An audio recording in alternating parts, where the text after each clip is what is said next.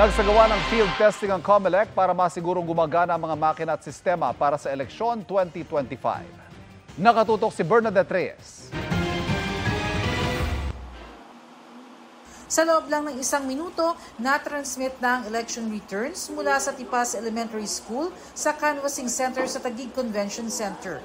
Bahagi ito ng field testing ng COMELEC para tiyaking gumagana ang mga makina at maayos na na-transmit ang mga resulta. Panahon din umano ito para makita kung ano ang mga maaaring maging problema at paano ito mareresolba.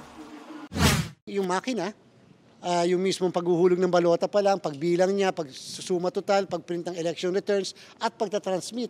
At kung effective ba yung transmission. Nakakapag-suggest din tayo, lahat naman yan, open din yung COMELEC. Sabay-sabay ginanap ang field testing ngayong araw sa 28 lokasyon. Susunod na rito ang mock elections na gaganapin sa Disyembre. Sinisikap din ng COMELEC na matugunan ng mga hamon tulad ng pamamahagi ng election paraphernalia. Kinakailangan maturo namin sa mga guro paano ginagamit ang makina. Hindi sila dapat malito, simplified na proseso. Bernadette Reyes, Nakatutok, 24 Oras.